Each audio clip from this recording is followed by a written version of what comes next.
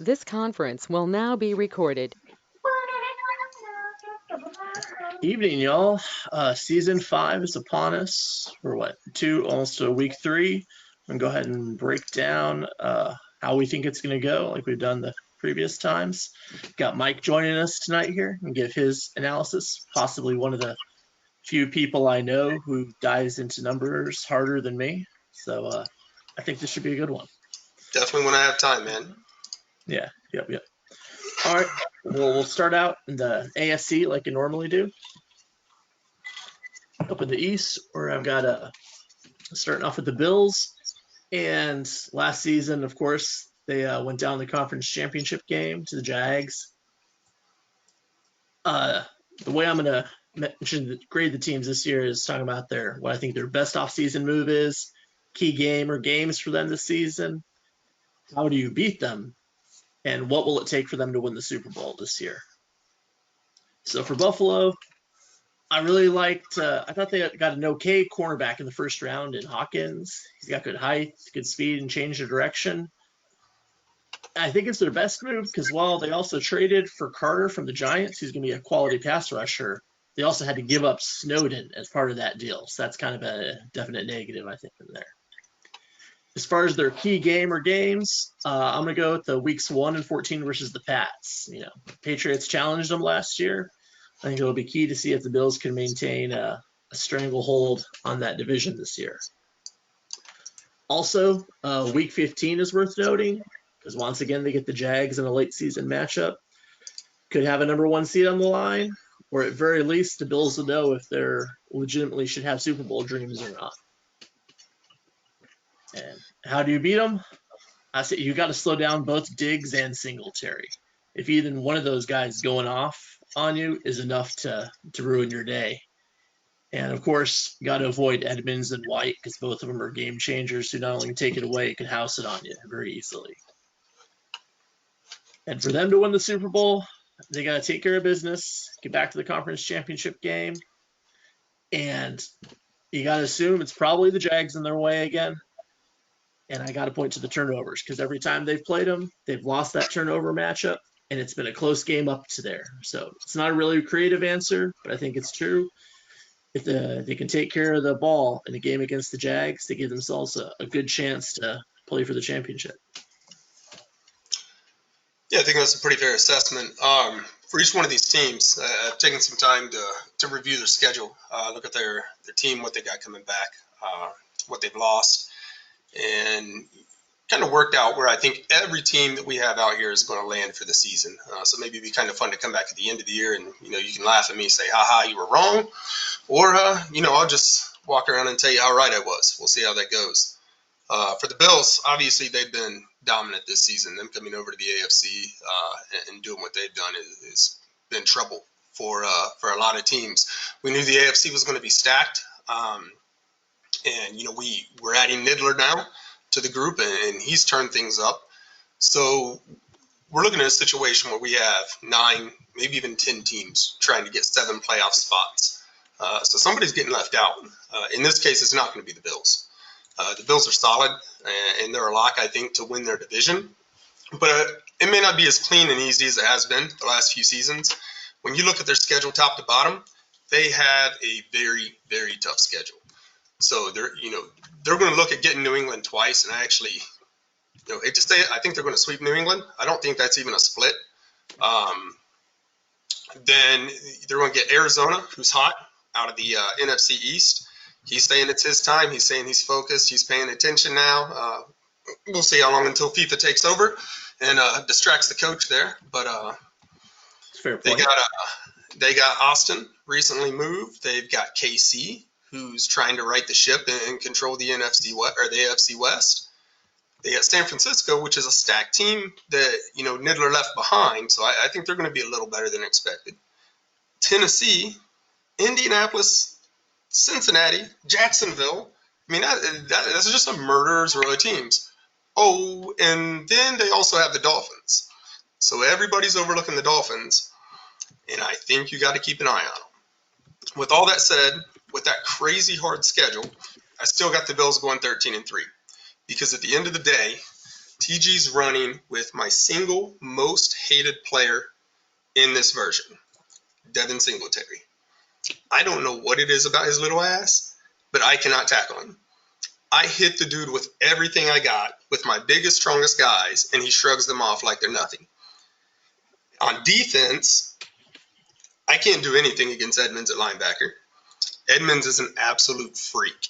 He is everywhere all at once. You can't run up the middle because you got a big old defensive tackle sitting there to crush you.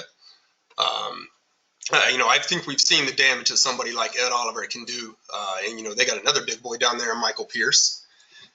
And then in the secondary, you have guys that make two crazy diving interceptions in a very important game that completely seal it for you.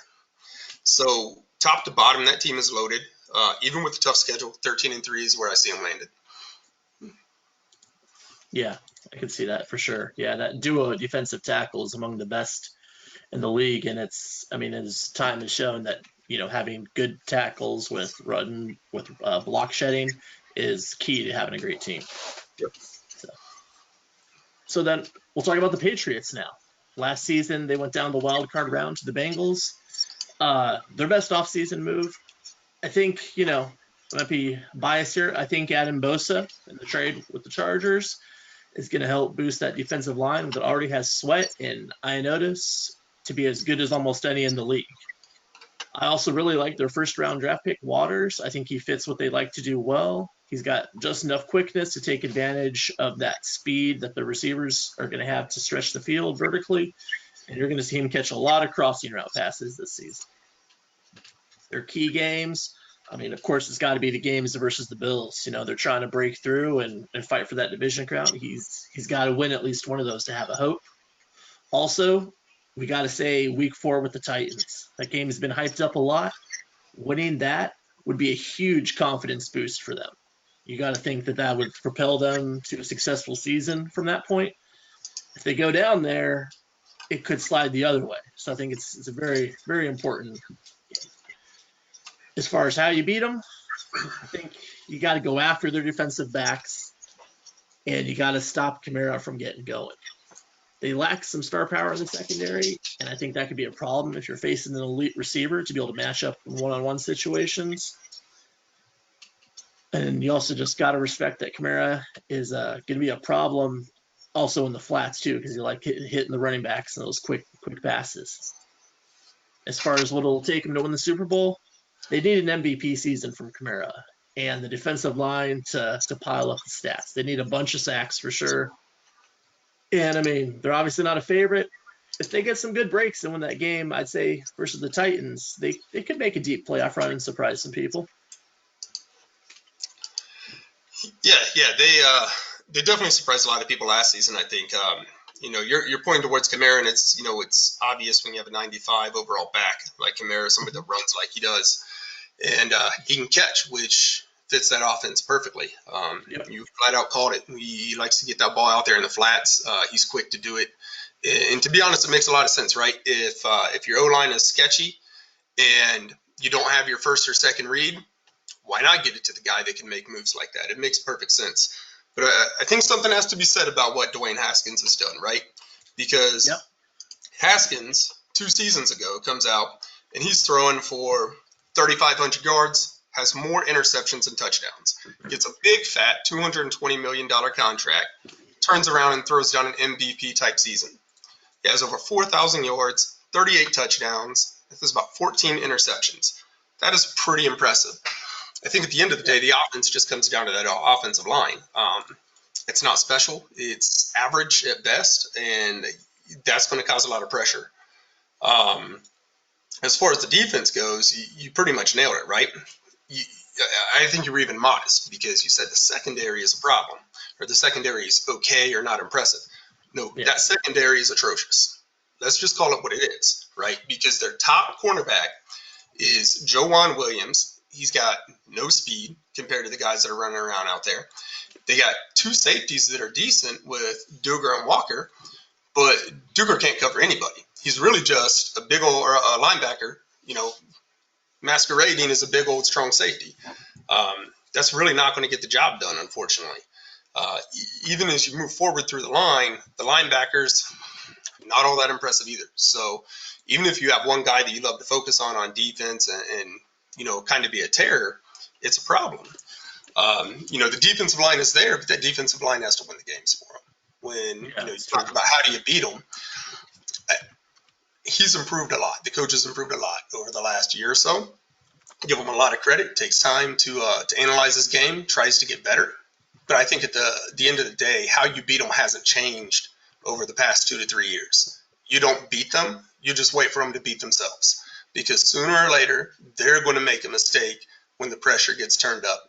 Still seems to be a trend. And I think, unfortunately, with the schedule that's going on, with the heavy focus on what's going on with Tennessee and the back and forth, going to lose sight of what's important. Keeping on the grind, putting in the work. I see the Pats coming in at 9-7, unfortunately. 9-7. So maybe not good enough for the playoffs. Number like that. Okay. All right. Well, wrapping up the division there, we've got the Dolphins. Last season, they just lost most of their games. That's all there is to it. Their best offseason move, they took what they hope is a franchise quarterback at number 5 in Ryans. He's got good mobility and accuracy, but he honestly, with his throwing power of only 88, reminds me a lot of Tua. So I'm wondering really if there is any change that's been made there. The pick I actually like better was in the 3rd round. They got linebacker Colvin, 89 speed, good agility, and change of direction, plus 83 hit power. It's a quality player if you wanted to use her out there. Good value with that pick. Their key games, I'd say weeks 6 through 13, actually. They've got a 7-game span in there, all against what you could call playoff caliber teams. They need to go at least 4-3 in that stretch to get to the postseason, I believe.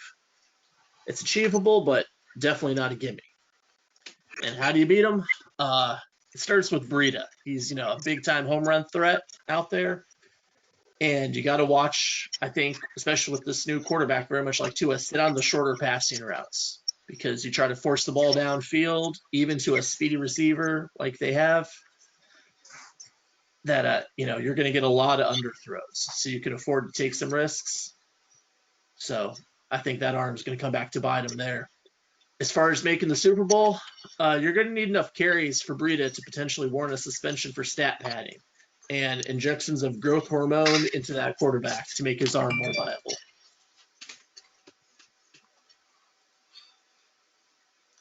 So I absolutely agree with you. Breida's the guy you got to focus on here, right? The record from last season, you got to throw it out the window. Don't believe anything that you see. That isn't as good as the team is. The team's much better than that. And they're immediately going to be right back in playoff contention, and they're going to be an absolute problem for a lot of the teams they have to face. The benefit of having a shoddy record like that is you're going to come away with a much better schedule when you come back the next year. Had it not been for the fact that the AFC East gets stuck playing the AFC South, we could be talking about a potential 2 or 3 loss team here. That's how good I think they're going to be. Now, can they do it with the number 5 overall pick in the draft? You're running out there with a guy named Max Ryans. I don't know if you want to nickname him, Maxi Ice or Maxi Pad. I don't really care. It doesn't matter. Those both work. The issue is going to be, as a lot of us have found out, having a young quarterback run your team in this year and this time is incredibly tough. I don't care how good they are. The ones that have succeeded have been few and far between. There are going to be game-changing throws that they make, and not in a good way. Everything's going to be going great, and all of a sudden, there's a 20-yard sideways pass that's getting housed. They will absolutely lose you games. Now, he does have an offense that he runs that can control that a little bit. It's going to be a matter of whether or not you can get ahead of him when you're playing him and make them throw the ball. You have to make that rookie quarterback beat you. Right away, his options are going to be to look for Olave, running outs, running mesh underneath. He has 2 very fast and athletic tight ends, and Gesicki and Pitts. So those will be options on the inside. You're not going to see him throw outside of your corners very often, if ever. The whole game plan is going to be speed, and it's going to be underneath. That's how he's going to have to win. The issue here is you can beat him by controlling Breida to the outside. Yeah. Every game, he wants to turn the corner with the speed back. He's an X factor. He is an absolute problem for everybody. If you can get through the tight ends, the 2 tight end sets, if you can get off the edge, stop him, force him up the middle, he's going to get jammed up. He's going to be in big problems on offense. And scoring on the defense, again, he loves his speed. So he's got 2 super quick linebackers with Shaquem Griffin and Jerome Baker. But outside of having speed, they're a little shaky. Secondary, same thing. You got 31-year-old Byron Jones out there. You got free safety and Brandon Jones, but really behind that, there's just nothing special there. In the end, though, I think a lot of people right now have trouble tackling. I think they have a lot of trouble handling speed, especially at the running back position, and that kind of is right up the coach's alley. Surprisingly, this is probably the biggest improvement year over year. I think you're going to see the Dolphins at 11-5. That's a heck of a jump. Okay, I can see it. Yeah, I remember in season 1 they had that speed, and it was a bit of a problem for those who didn't have much of it yet at that point. All right, we'll jump into the AFC North now.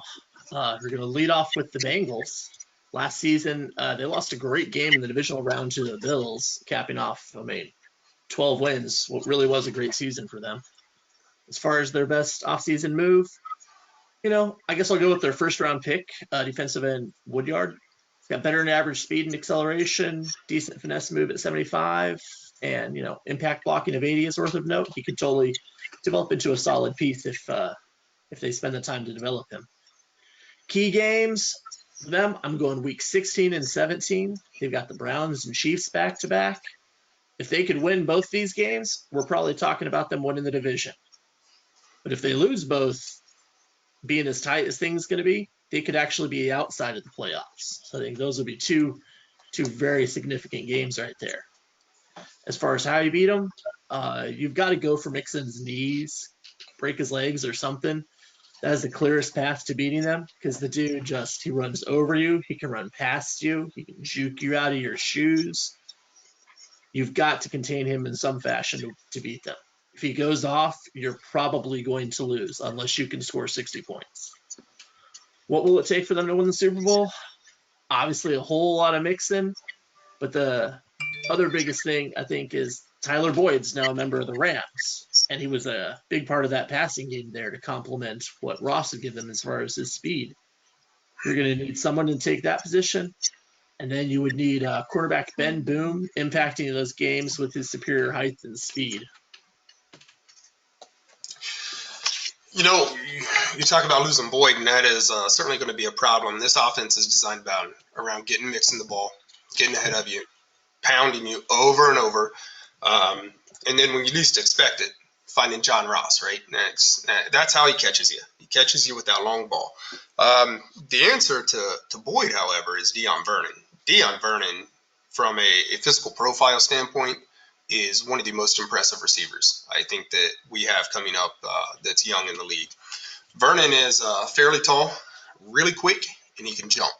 And as we found out, that tends to be a recipe for success when you're putting somebody in trouble. Even the O-line has a good mix of balance, so that plays in Mixon's favor. But ultimately, this offense, like a couple others, pretty much the same deal. They're looking to hit that edge and get either over or under the tackle. He'll go under a little more than most, but side to side, back and forth. Take his 4 yards of carry, wait for the 40 yards when he pops it, because that's going to happen, and really just run it down your throat. The difference between him and a team like Miami is he's not relying on a sketchy quarterback. He's going to have Joe Burrow back there, and Burrow can hit it. He can sling it, and he can run it when he has to. I probably know this better than most in here, getting to see Cincinnati twice a year. This isn't the same Cincinnati that has been running in previous seasons. Much better when it comes to setting up his offense and setting you up for plays, and he doesn't make as many big mistakes as he used to make.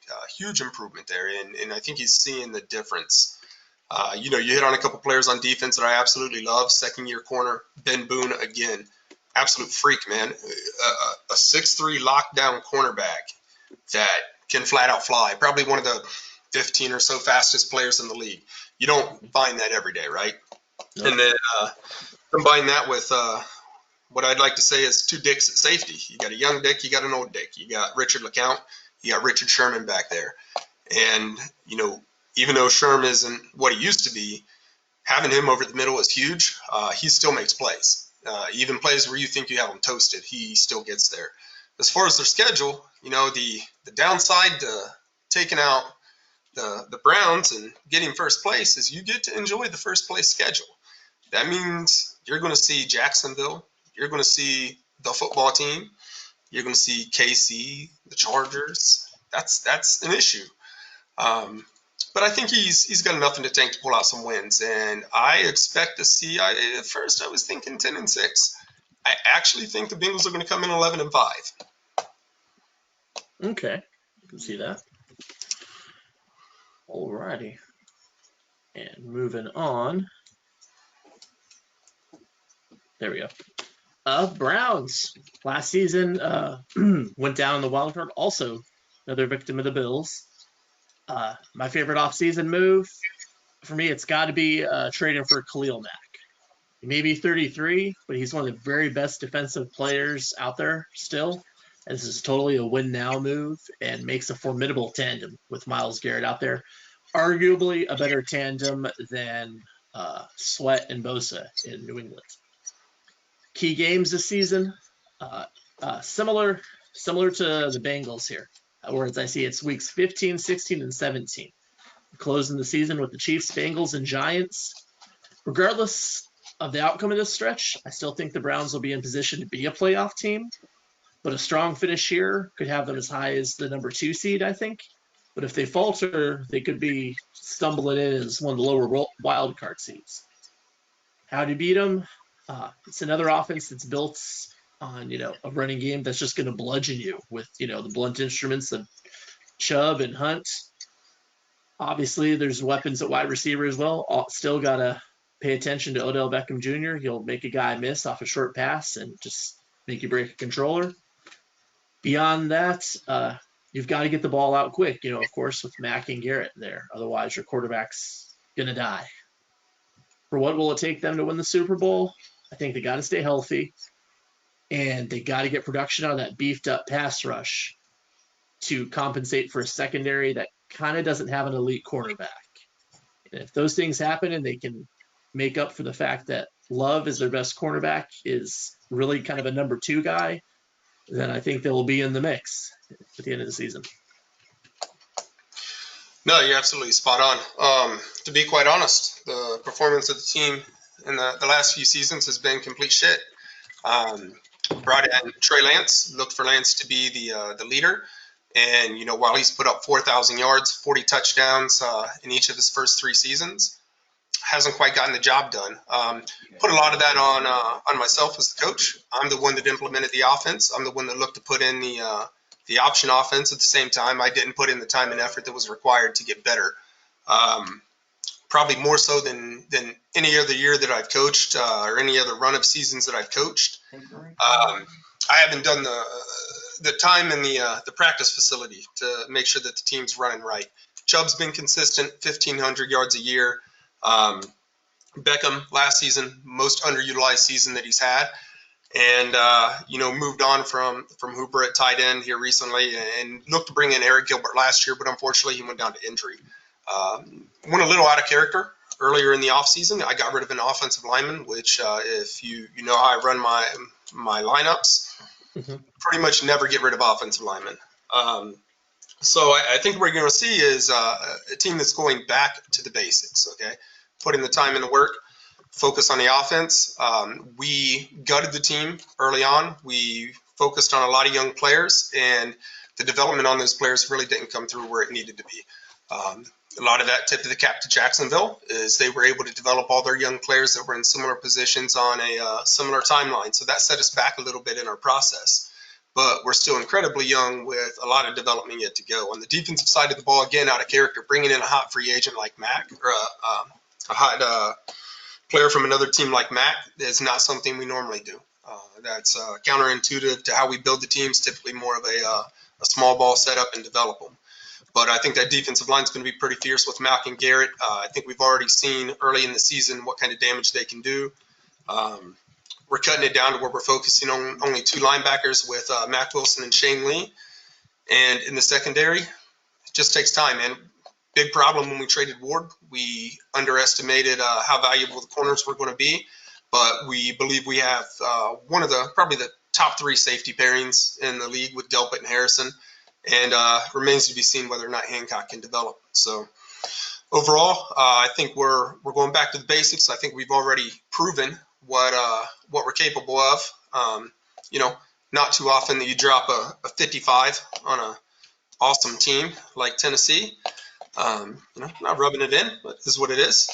I think you're going to see the Browns start to return to form here. We're going 12-4. I can see it.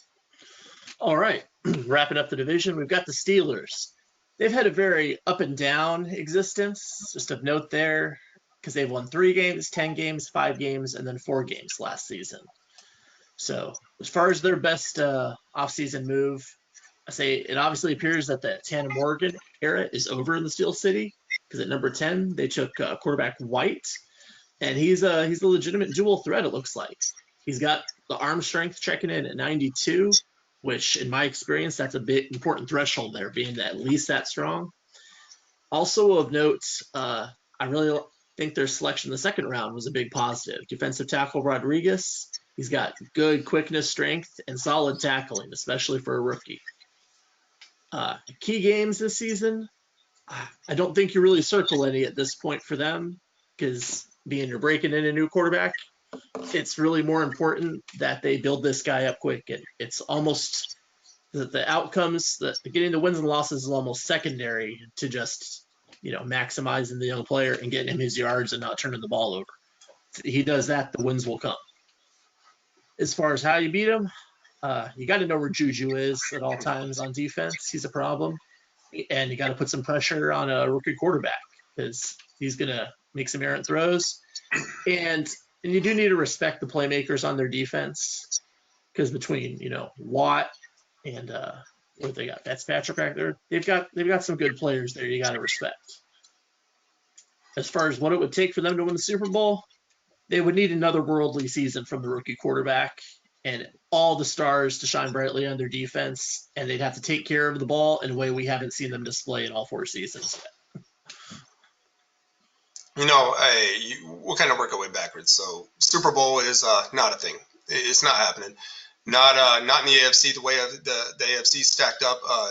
One of those situations, kind of joked about it early on in the pre-broadcast. What would it take for a team like this to win the Super Bowl? 23 other people getting out of the league.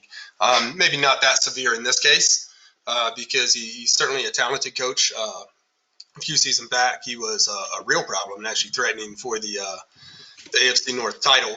But something's happened along the way with the offense, and I'm not going to put all of that on Tanner Morgan, right? I think everybody knew day one that Tanner Morgan wasn't the answer. I think he rode Tanner Morgan way too long, and now he's going to bring in Amari White, who's incredibly talented, but once again, big problem. You just can't roll out rookie quarterbacks and expect to have success. I think what really blows me away here is this defense. I mentioned earlier, I didn't say who it was. There was a defense out here. When I looked at that defense, I said, that defense is absolutely amazing. I would kill to have that defense. You don't have a massive pass rush, but you got Steven Tuitt, who plugs up that middle on the front line. Mm-hmm. And I know him very well.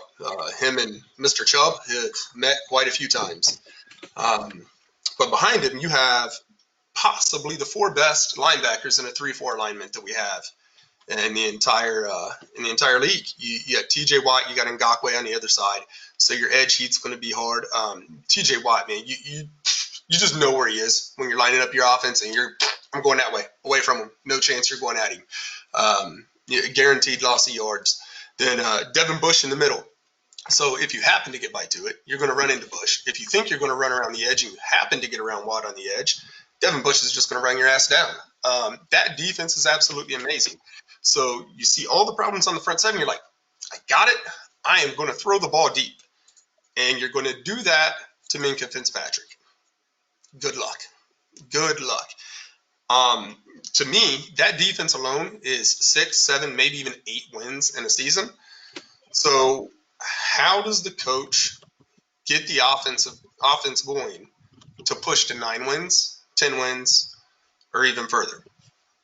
He's going to have to figure out that rookie quarterback. He's going to have to figure out a scheme. It's going to be a struggle. As far as the record, 8-8. I can't see them getting any further than that. Schedule's just way too tough. You're going to see Cleveland twice. You're going to see Cincinnati twice. You got the football team. You got the Giants, both coming out of the NFC East, and then you're getting hit with the Chiefs and Chargers out west. I mean, that's a problem. So 8-8's where I have them. Yeah, still a tremendous improvement, but a long way to go to relevance, as they would say. All right. That takes us to the defending champion in the AFC South, Jaguars. 3-time Super Bowl winner. As far as their best offseason move, I think they obviously picked up a defensive end in Ward in the first round. He's a solid player and obviously a need with Cam Jordan retiring. It's rumored that is because of a hand injury from him wearing all his Super Bowl rings at one time. But I think their best move is still trading for defensive end Jennings from the Panthers. He's not, going to be a superstar, but he got great block shedding, and throw him out there. I think he'll be a big asset in their all-important run defense. As far as their key games, that's no such thing. Every game is an important game for them. They've got a target on their back, and as casual as they may play it, they know that everybody wants to be the team that finally ends that win streak and is able to, puff their chest out and say they finally put an end to the reign of tyranny that the Jags have inflicted upon us all. How do you beat them? In my theory, because no one's proven this yet, is really you got to eat up the clock, take care of the football, and you can't force the ball, especially deeper in the middle. If you can do those things, I believe you'll be in the game and have a chance.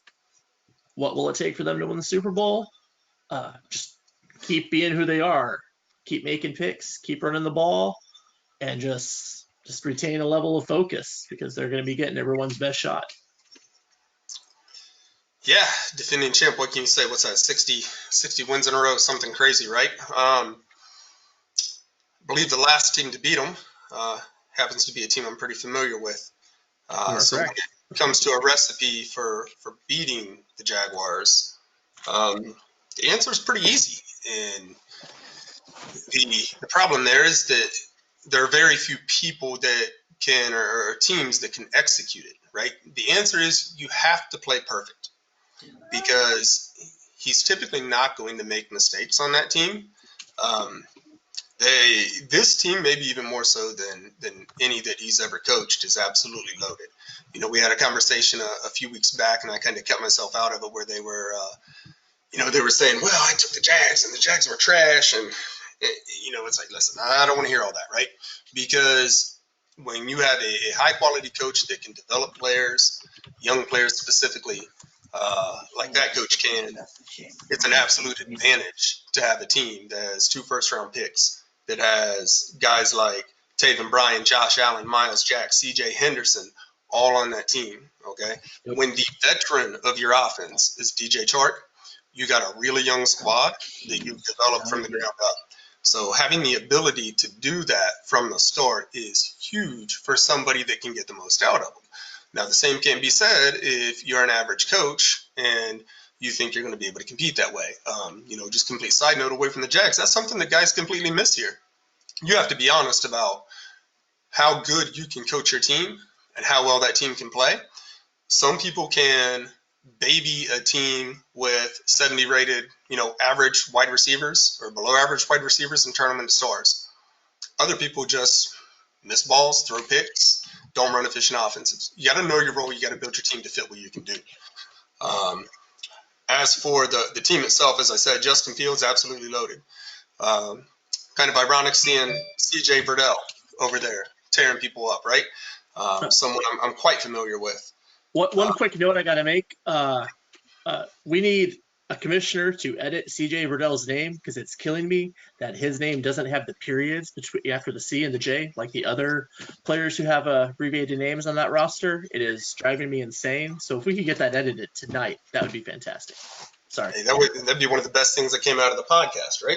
Yeah. Yes. So, on defense, the secondary loaded again. Yeah, Jamal Adams hanging out back there. Javon Holland, who's 24, who's basically baby Jamal Adams. Both those dudes are fast as hell. They got cornerback speed. You got a lockdown on Henderson. So what are you really going to try to do? You think you're going to target Herndon, but you can't target anybody in that secondary. What you're looking for is he'll drop into that 32 defense. He'll use that inside linebacker. He'll sit and cover 2-man. You'll come flying across the middle, try to get underneath Herndon, and he's sitting right there to snag that ball. You try to run an out route, and maybe if you get the edge on Herndon, he's going to ensure that Herndon cuts underneath you and snatches it. And anytime you throw an out route that gets picked, that's 6 the other way. As I said, you have to play perfect ball. So pick 6, you're done. So with that said, I think it's more of the same. I think it's 16-0. I see,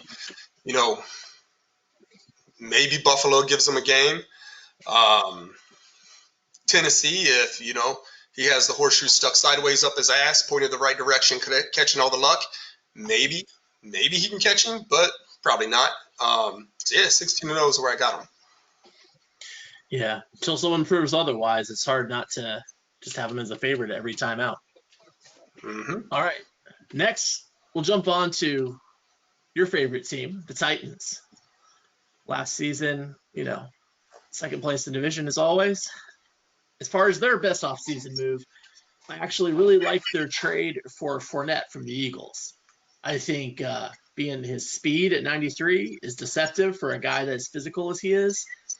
And he's going to be a real good compliment to Etienne back there. And I think, I'd say the over-under at Fournette scoring touchdowns longer than 50 yards is probably it. I'd say he does that like 8 or 9 times this season. As far as another thing of note, their first-round pick, wide receiver Hobson. He's got good speed and change of direction. Will fit right into what they like to do, is spreading the ball around and throwing it deep. Key game or games this season, weeks 11 and 12. They see the Packers and Bills. They got back-to-back road trips with teams that I think we'd all pretty much call contenders. Could either give them a strong momentum boost to wrap up the season, or it could shake their confidence a bit and make them have to work to get into the playoffs at the very end there. How do you beat them? You got to catch the ball with your defense and don't let their defense do the same. That's pretty much how it always goes there. You can make interceptions and not force the ball too much on them because they are going to lurk pretty effectively and come down and make some plays with the user. Get a big hit to force a fumble or, the interceptions outright. What will it take for them to win the Super Bowl?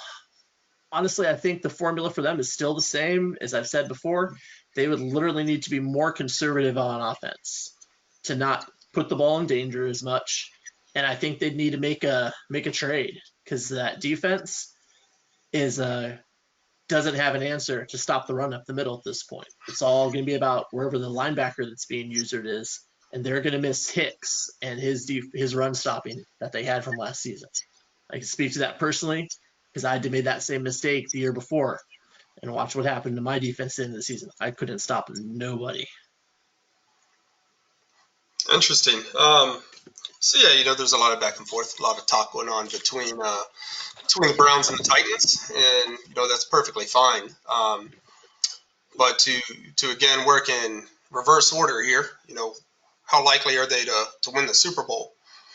So this is what I tell you to do: go grab a deck of cards, take out the 4 kings, shuffle them up, and draw one. Do that 4 times in a row, and if you draw the same king all 4 times, those are about the odds of what it would be for the Titans to win a Super Bowl. I don't have the math behind that. I don't know the probability, but it's not really good because at the end of the day, people go back to what they're comfortable with. And what this offense is built around is trying to run Travis to the outside, get the edge with the speedy little back. If they can't do that, then he's looking to run somebody up the hash. So if you're sitting in a cover 3, all he's doing, he's going to run 2 people up the hash. He's going to throw to the side that is more open and try to make a play. Sometimes he doesn't even look. Sometimes I think he just presses a random ass button, because I'll look at it and be like, well, why are you throwing into 3 people? But hey, whatever works. We saw that even as an example. First game of the season, second play of the year, drops back to pass, left side of the field. We got a cornerback, we got a safety, and we are going to throw right at him. It makes no sense whatsoever. No pressure, sitting in the pocket. That's how it goes. So creatures of habit, they always go back to it. So as far as the team, I kind of explained how the offense runs. I think with a little bit of common sense, you can figure out how you beat a team like that. One of the big changes this year, more so than any year, is this O-line might be the worst O-line in the entire league. And that's not really good when you're hanging out in the AFC, because we have teams that have absolutely stacked their defensive lines, and getting that ball out quick is going to be a problem all year. Signing Russell Wilson back for another year was an absolute must, because if you tried to put, a sorry-ass quarterback like Jake Fromm, or whatever, the current version of Jake Fromm is. Yeah, right. You're not even going to make the playoffs, right?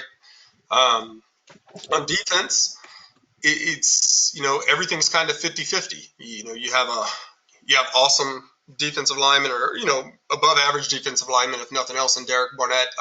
Pretty solid offensive or defensive lineman, and Jeffrey Simmons.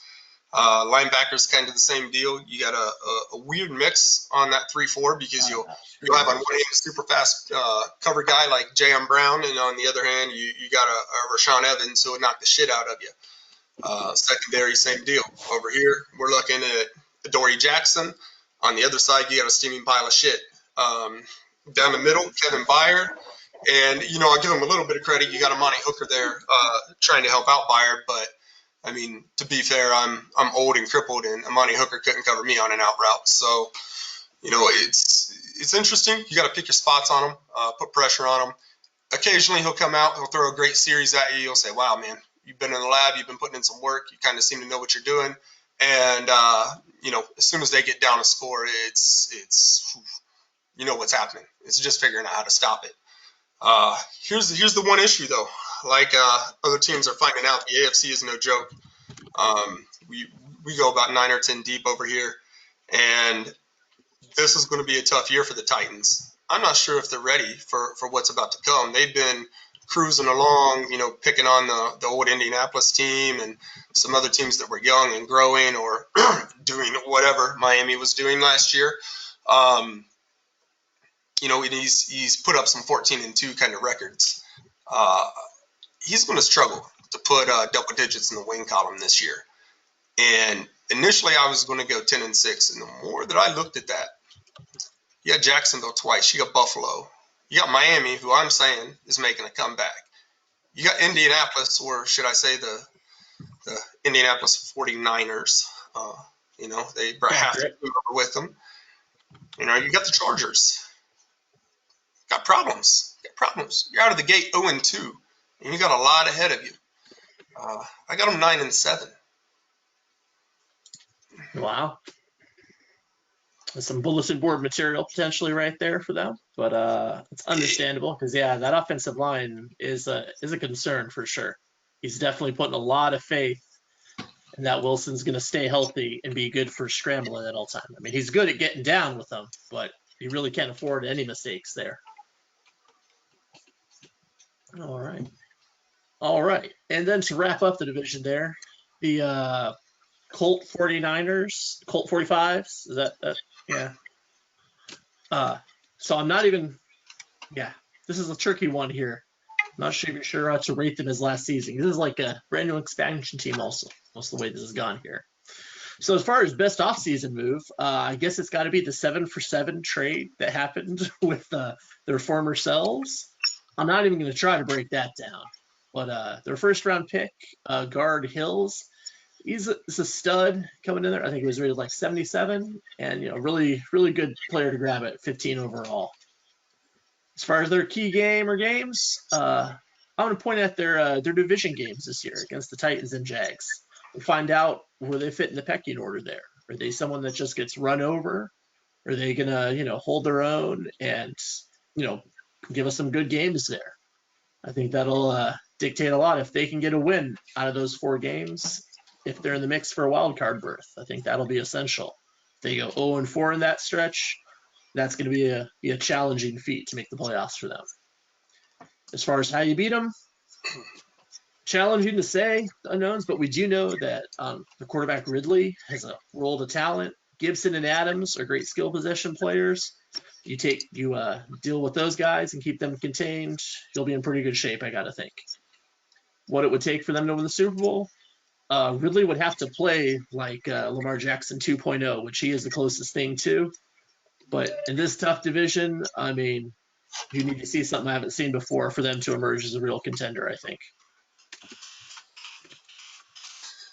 So this is an interesting one for me. I don't get around to playing a lot of the teams when they're over in the NFC, and certainly haven't had a lot of time to do any recon on what's happening, what the latest trends are, or how teams are playing. But this is one of the coaches that I had noticed has improved quite a bit over the last year or two. I look at how the previous seasons went for him. There was like myself recently, a lot of bitching and moaning about, how sorry Madden was, how sorry the play on the field was, and the random things that happened. And at some point he got over that and he put some work in. He started thinking about his team. He's a fairly smart fella. He's developed some amazing baseball teams over the year. A lot of you are not aware of that, but I've seen it. Thought it was a little curious when he decided to head to Indy. You hopping right into the fire with Tennessee and Jacksonville. Then I saw the trade, and it's like, okay, it kind of makes sense. You're bringing a heck of a team. I've said it's very hard to play with a young quarterback. Nick Ridley is not a young quarterback.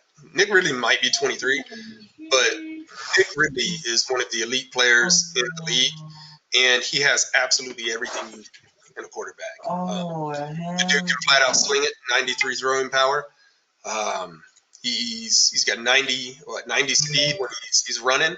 He is surrounded by X factors. He's got an X factor running back in Antonio Gibson, fast as hell. He's got a badass receiver in Devontae Adams. The O-line needs some work. I mean, you're going to hide behind Big Q, Quentin Nelson, as much as you can, and try to get the ball out fast. Defensively, he's a pretty solid team. It's not elite all over the board like some of them that we've seen, but DeForest Buckner's no joke in the middle of the line. Darius Leonard, again, right up the middle, strong as can be, and keeping the trend up. You got Amos back there, strong safety. So anytime you're strong up the middle, if you can set up your defense to work around that, you'd be all right. The issue again is going to be the schedule, right? You're going to come in here and say, well, I got 4 tough games day one in the division. I'm going to see Tennessee twice. I'm going to see Jacksonville twice. And then you draw the AFC East. So, say hello to Miami and Buffalo. I'd say it'd be a little tougher if the NFC North were at the top of their game, but, luckily for him, they're not. So, in a bit of a surprise, I have the Colts at 10-6. 10-6. Wow. Okay. They definitely have talent. I can't argue against that. So who knows? All right. Wrapping up the AFC here, we'll move on to the West. We'll begin with the Chiefs. They've taken the division each season so far. Trying to hopefully change that this year. But their best offseason move, I initially was going to say it was their, second round pick, wide receiver Dulong. He's got speed and change of direction. That would have made him a good value in the first round. But then I looked again and realized I'd totally forgotten about their free agent signing, where they picked up Derrick Henry. He's getting up there in years, but he's still a monster. And you can almost always guarantee that first tackler he's just kind of going to laugh at them. as they bounce off him. So you have to commit to coming after him hard. He's an instant problem for that team. Their key games, they do have a tough stretch to end the season through weeks 14 through 17. And those 3 of those 4 opponents will be the Jags, Browns, and Bengals. It's definitely not the ideal way you want to wrap it up. And, that could very much leave them outside of the postseason if they go down there and have a hard time. As far as how you beat them, it seems strange to say, but I believe that you have to force Mahomes to win the game. You can't let it be Henry. And, of course, you got to make sure you limit the amount of times Hill gets behind you. But even though he's as good as he is, I like my odds better forcing Mahomes to put the ball in the air than Henry just ramming it down my throat. What will it take for them to win the Super Bowl? I think not getting seduced by the deep ball and focusing more on Henry and just letting your talent do its work. They've got phenomenal speed between Hill and Hardman out there, not to mention the rookie wide receiver. If you can make other teams not focus on them and be paying attention to Henry first, then, there'll be a problem for everybody they play. Yeah, this is an interesting squad here. When it comes down to it, the Chiefs are one of the teams that have given us the most problems over the years. And, for whatever reason, it doesn't seem to all be together for the squad right now. One of the things that I've noticed most is actually on the defensive side of the ball. So the teams at their best when the coach can freelance, right? When they can run around, they can cause havoc, they can play little mind games. They do some fun stuff, like they'd bring Matthew or Thornhill up into the box, or I've saw scenarios where they taken a cover 3 corner, ran them all the way down in on the tight end, and you're sitting there, hey, watch me, I'm going to throw this streak right as soon as I snap the ball, and somehow 5'9" Matthew has his short little ass back there jumping and intercepting the pass. Those games aren't really there. I don't know if that is issues that are being caused by only having a few standout players, or if it is just schematically something they're not comfortable with right now.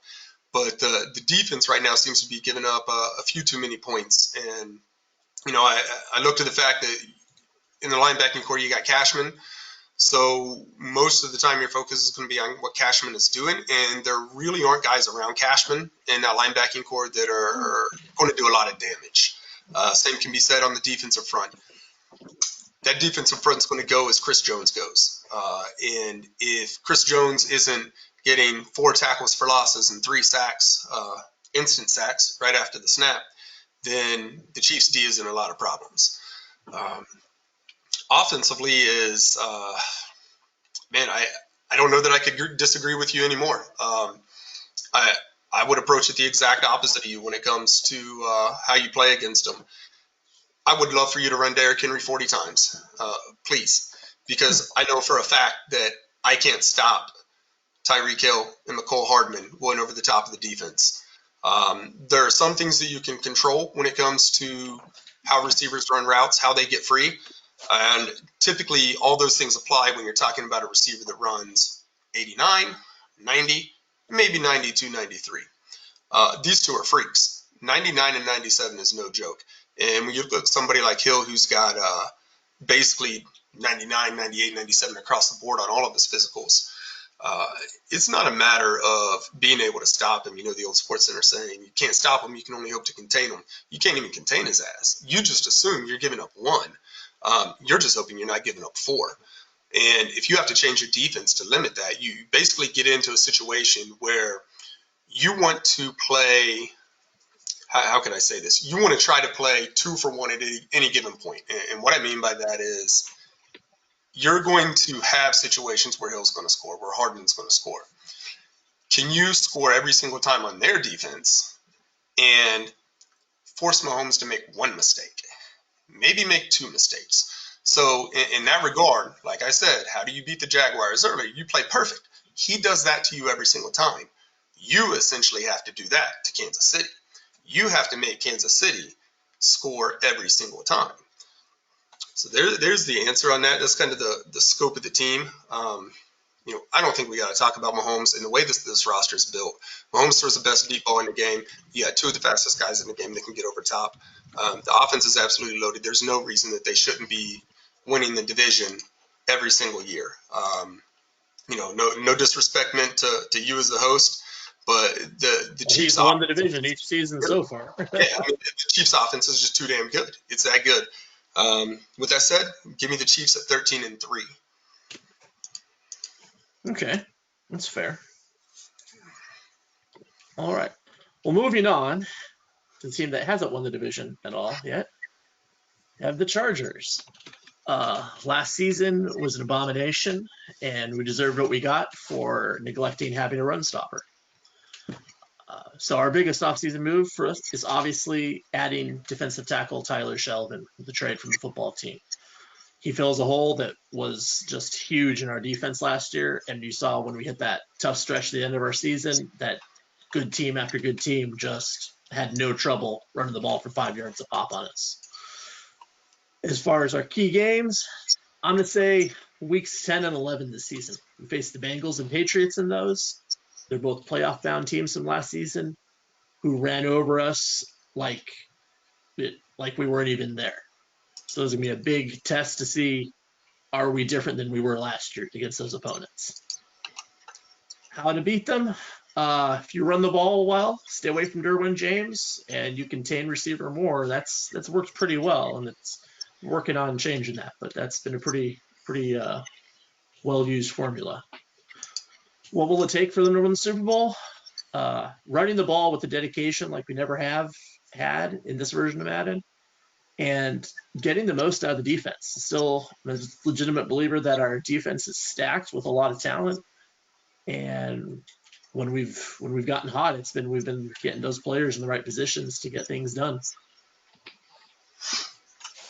So for quite a few seasons, there was a lot of back and forth sets between you and I. I'd win 3, you'd win 3. We just back and forth constantly. And something over the last few seasons, for both of us has not quite clicked. When I'm going up and down and I'm looking at the roster because, I think we've only played like twice or maybe 3 times this version, if that. I'm trying to find the hole, right? I'm trying to find the hole. Where's that hole? And, you got Mayfield. He's legit. Dude's got a strong arm. You got Matt. Solid. I mean, he's not a burner like you see, but you picked up Kylan Hill, even though I guess he's just the fastest water boy in the league right now. He's getting some burn. Yeah, you got the standard guys like Mike Williams, Keenan Allen, Hunter Henry. You kept the boys together. You added a burner in Rondell Moore. So all the weapons are here, right? The offensive line, listen, they're not 90s like we've seen in previous versions, but compared to all the other lines in the league is certainly an above average line, no question. And I haven't done the averages. It might actually be, one of the top 5 or even more. But here's what I thought was interesting, right? Because I looked at Kansas City and I looked at the Chargers at the same time. And Kansas City, I said, well, they got Chris Jones, that's defensive tackle up the middle. You got Cashman, who's sitting in the middle linebacker, strong up the middle. You got Thornhill and Matthew, strong up the middle. Well, what's going on with the Chargers? Well, you're right. Not having Shelvin last year was an issue because you had Nwasu on the outside, right? And Bosa. Yeah, right. So you're strong on the outside. You have you got White, who's a pretty solid. I ain't even gonna say solid. He's a great coverage linebacker. Maybe one of the best in the league, even though he's only a 84 or so overall. I think he's like 80s on all his coverage. The guy's excellent when it comes to coverage. You got Kenneth Murray on the other side, who is a hell of a pass rusher. He'll knock the shit out of you too. He's X factor. But the middle, not so sure. So I guess what I'm thinking is, I see how the team kind of gets gouged up the middle. And that Shelvin move was a big one. So what I noticed when you made that move is that you took the time to think about the team. right? Where are my strengths? Where are my weaknesses? And you found your own weakness. And that right there is what sets some of the better coaches apart.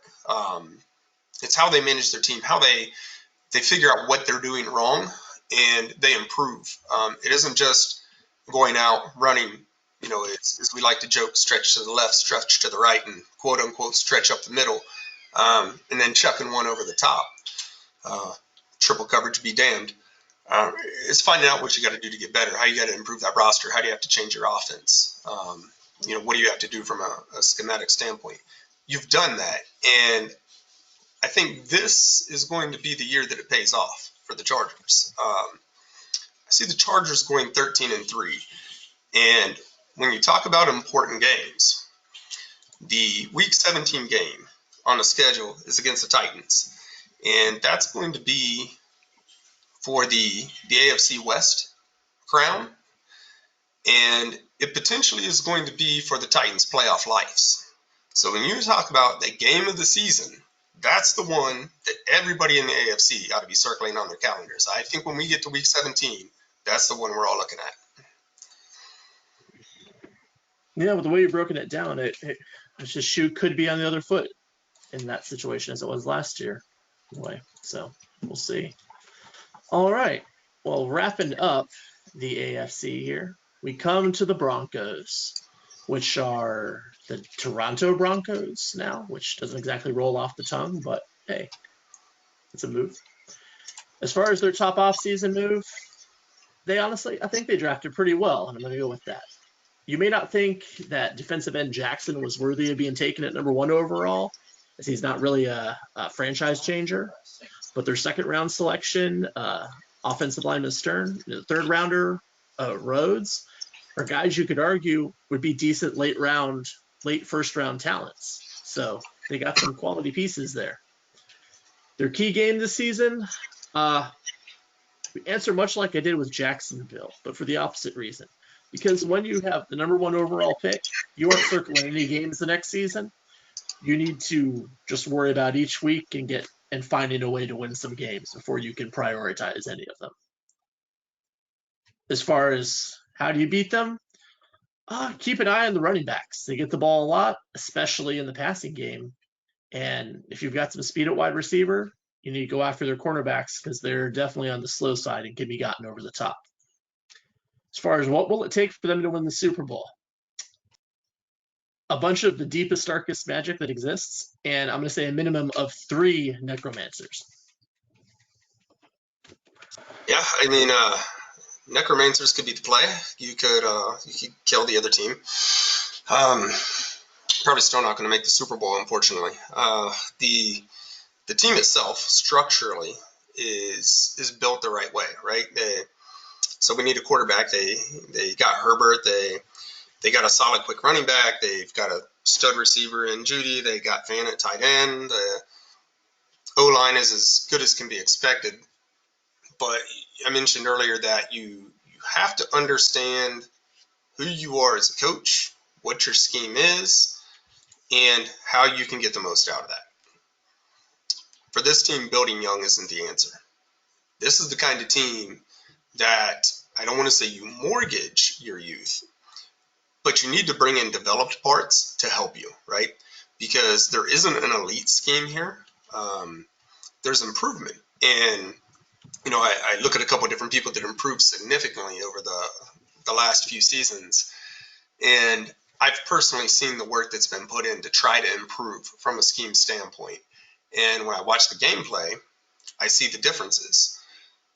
The issue here is caring about what's going to happen, right?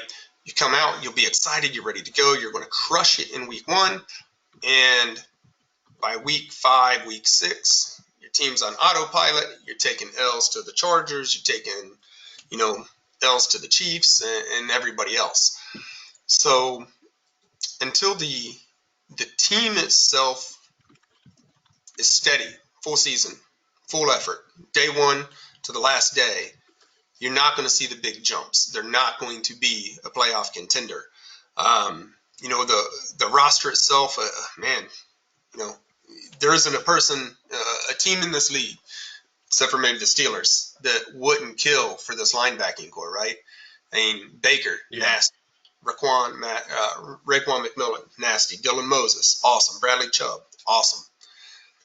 But just not getting the most out of them. There's weaknesses in the secondary. And again, time and effort. That's what it takes. The work's being done. It's being started. It's got to be consistent, and it's got to continue. It can certainly happen. We've seen the improvements that the Indianapolis coaches made, and I'm going to talk about another one here when we get over into the NFC. So unfortunately for the Broncos, assuming they take advantage of the Raiders a couple times and play all their games, 6-10. Yeah, I can see that. They definitely have the talent to make a turnaround, so hopefully we'll see that. Jumping into the NFC here, we'll start off with the East and the football team. Their best offseason move, they made a couple additions on defense that I really liked. The first one, they traded for cornerback Molden from the Rams. He got star development, 87-man coverage. He's only 25. Pretty good value in a computer trade. And their first-round pick, linebacker Felder, 91 speed, a pursuit rating of 88. So you don't really necessarily have to user this guy. He's going to get there, take good angles, and get there in a hurry. Key game or games this season, the Giants matchups at 9-13. Because I think, in my opinion, the Giants went out and made it a priority to get better, and that this division might be in doubt for the first time in this version.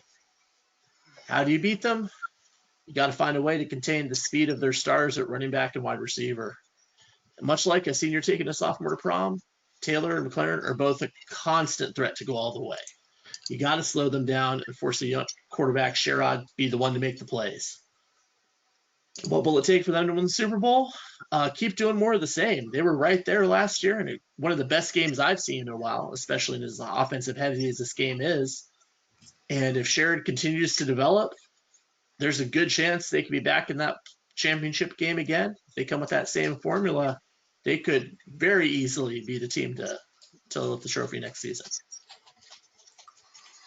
Yeah, it's interesting here. I think when it comes to a scheme, this is one of the more consistent teams that we have in the league. No doubt. You kind of know what's coming. It's not gimmicks. It's not, Hail Marys. It is quality play calling. It's consistent, and it's just really, really good execution of the basic stuff in the game, right? If he's calling up, he's going to run an inside zone. He's going to make the right read on the inside zone. He's going to make the right cut. You're going to get trapped on a blocker, and he's going to get his yardage. The interesting thing here is he going to be able to do it with Sherrod at quarterback? Man, that's tough. That's a tall task. And I've talked a lot tonight about you have to know your team and what you're capable of. And I think in this situation, he knows he's capable of scheming this team around a below average quarterback, right? He's going to rely on Taylor, the X factor, to hammer the ball inside, outside, catching balls, everything. He's got Julius Morgan even as an alternate option. So after he gives Taylor the ball 45 times, he can go give Morgan the ball 15 times. Going to keep everything short, keep it all tight, get the ball into McLaurin's hands in space and cause a lot of trouble. The offensive line, while not amazing, has a Haas and Scherf. He can hide behind him a little bit. When he needs his yardage to get the first down on a 3rd and short, you know where it's going to go. Defensively, Chase Young is a madman. Deron Payne, madman. Speed all over at the linebacker position. Even though the ratings themselves aren't through the roof, they're quick as can be. And again, you're going to see a common theme with really good teams in the league. 2 awesome safeties, right? I think you had Justin Reed hanging back there, and Hooker, the right Hooker, not the Amani Hooker, Malik Hooker. 91 speed to go with Reed's 92 speed. So even though the schedule is somewhat tough and rolling out there with a 78 quarterback, I'm going to give some bulletin board material tonight, but I'm not doing it right now. Cleveland sees Washington week 3, and I think we're going to take an L. I think Washington's going to win that one, And I think a lot of people should take notice on the plan that he executes when he does it. Initially, I was going to say 15-1 for Washington. I'm going to dial it back a touch and go 14-2 because I do think at some point Sherrod cost him a game that maybe he shouldn't. So 14-2 is where I have the Redskins, not the football team. Stop this silly shit. Yeah, don't be so insensitive. Freaking cheerleaders, get out of here. But yeah, you make a good point. It's one of the most impressive things. I don't have the actual numbers here, but I don't think anyone has actually had as much roster turnover and still been as successful as he has. It's incredible the way he's been able to incorporate new players and still stay consistent. Yeah. But yeah, moving on to the Giants. They have actually my favorite offseason move, and that was their trade with the Bills. They sent Lorenzo Carter and a third for linebacker Charles Snowden. Snowden is a unicorn and a guy that I probably would have traded twice as much for. He's 6'7". He's got speed, agility, and change of direction of a safety, and he's got 88 tackling and 89 block shedding. Literally, the only thing he lacks is he doesn't have big hit power, and his size, it's just ridiculous. If he's in coverage, the amount of space he takes up and can close is such a problem. As far as key games this season, just like we mentioned with the football team, it's those games with Washington up there. Can they break through? Has this defense improved enough to make a jump to be considering the Giants a full-fledged contender? These will be their chances to prove it. And they've done what they can. They added Hicks. They added Lawrence on the defensive line. Both guys can stop the run and rush the passer. How do you beat them? I think you got to make sure that you don't let the stars on their defense decide it. You got to be careful with the ball because all three levels, they got somebody you got to be careful of. Lawrence on the defensive line, Snowden, Britt, and Barnett are all difference makers at linebacker, and Ward and Wayne at quarterback are both just flat-out burners. What will it take for them to win the Super Bowl? Getting the most out of the talent they already have. This is a defense built to, they're trying to win a championship. They've got Barkley on the offense, and obviously the Giants, I'm not going to call them a favorite by any means, but I wouldn't be shocked at all if they put together enough to make it at least to the conference championship game. Interesting call there. Giants are a team I got a special place in my heart for, right? Because for a fact that Cleveland and New York, we're doing business probably out of the gate every fresh start for Madden. This year I made the big mistake, right? I shipped away Ward. I didn't get back Peppers. So he's rolling with two of my boys over there in the secondary, and they're absolutely killing it for him. He's always going to ride Barkley. That's the obvious way to go. And, Slayton is strong, but it's like the opposite scenario of Washington, whereas Washington kind of knows what he can and can't work with. Sometimes I think that New York doesn't quite know how to get the most out of what they have. They'll have a lot of talent, but sometimes it's in positions that don't make a lot of sense, right? So let's take Snowden, for example. Crazy freak, 6'7", fast as hell, and, probably a user linebacker dream. Reminds me of watching Kansas City run with, I think it was Rashawn Gary at one point a while back, and drove me mad because this guy's intercepting balls that are 25 yards over his head, and he's just go gadget arms and snatches them and running down receivers. So here's the question. He didn't really use Lorenzo Carter, and it blew me away that he even traded him, being a Georgia boy and all. In fact, I wanted Carter, and I didn't even bother offering because I thought there was no chance in hell that he would move. So maybe that's a mistake on my part. But when I look at Snowden, you don't spend a lot of time in 3-4. You got an X factor in Barnett, who's up and coming, 23 years old. You're not taking him out of the game. You want him to develop. So you're playing Barnett. You're playing KJ Britt, right? KJ Britt's superstar, got great speed, got amazing cover. Mm-hmm. So now you can't really use Snowden because he's sitting on the outside. He's a pass rusher.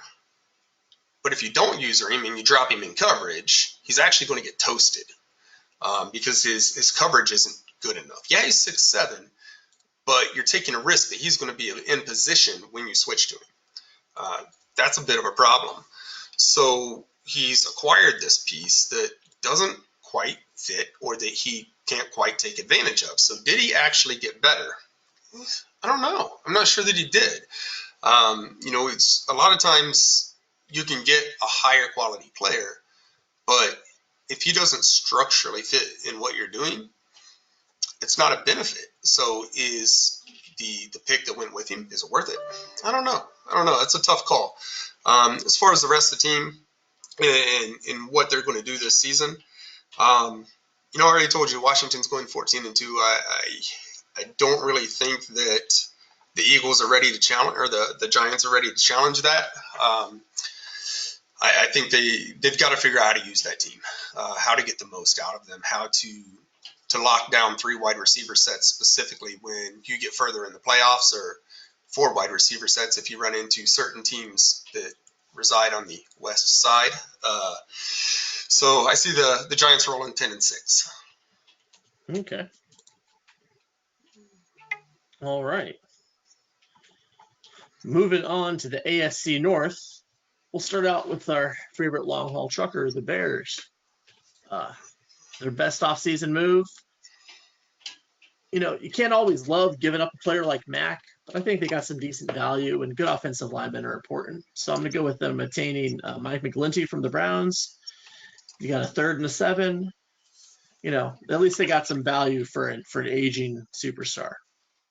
As far as their key games, I like the games with the Packers. I think Aaron Rodgers is also getting pretty old. He is. I think he will be collecting Social Security this year. And, the Bears have had some good seasons, so why not? Maybe now's the time for them to make a move on the Packers. How do you beat them? Your best bet is to find a truck stop with poor Wi-Fi signal. That'll often do the trick.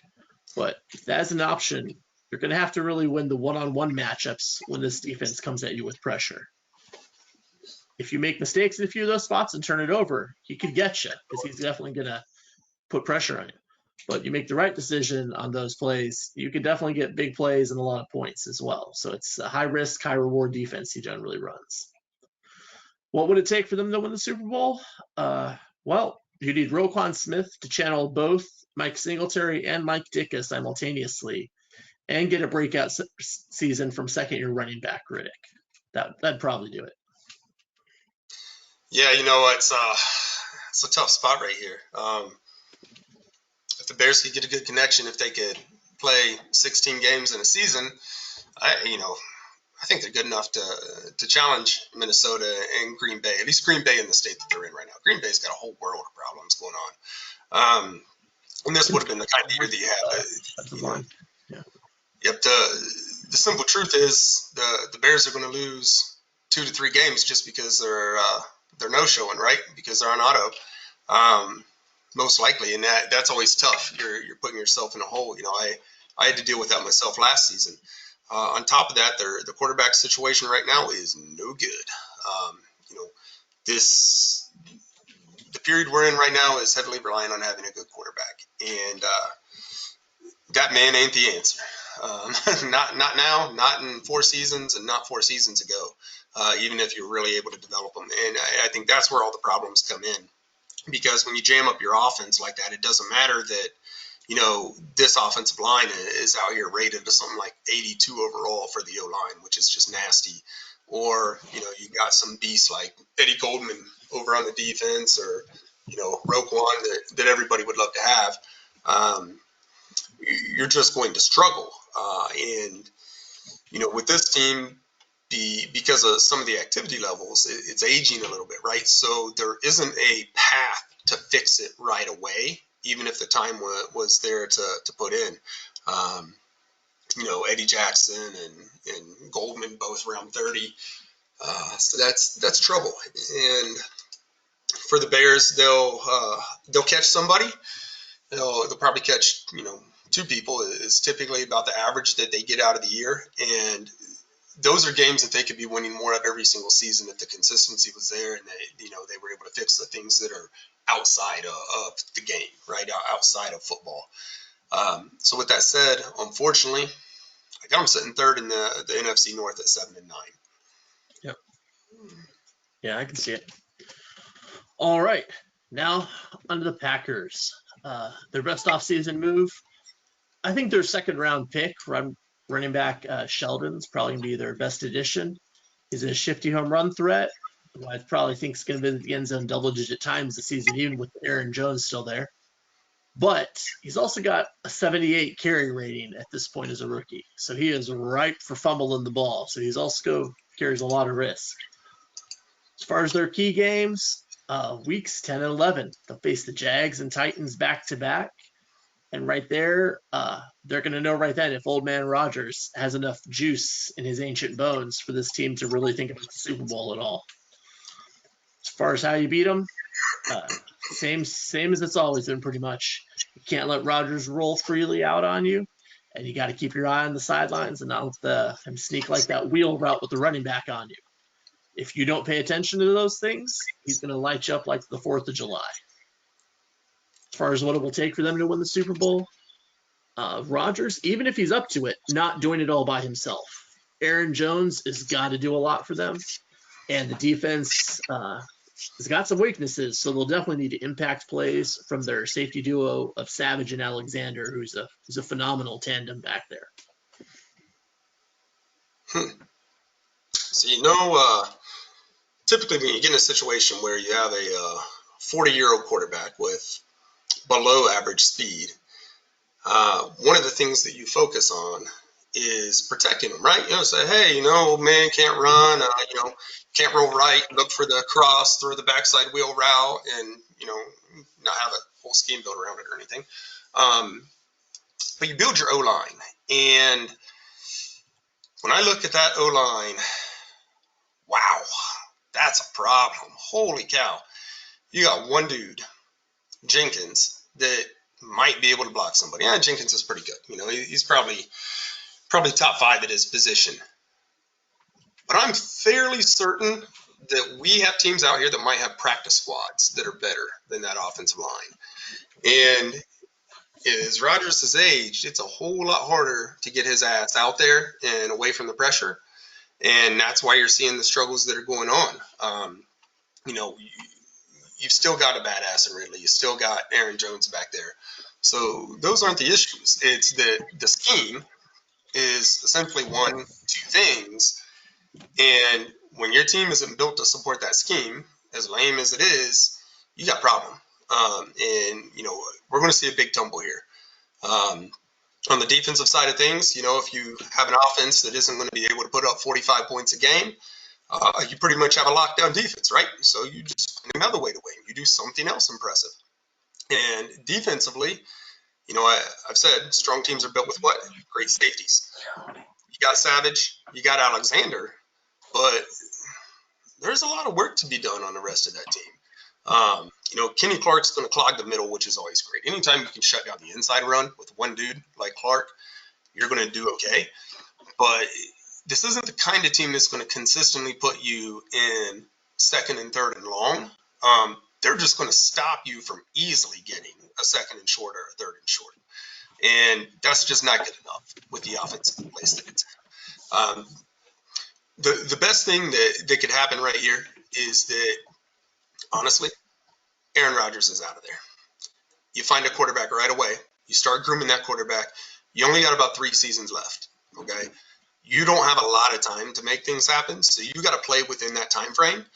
And unless a major shift is made, nothing's going to happen for the Packers this season. Or even if it is, it's not going to happen for the Packers this season unless they trade for a quarterback.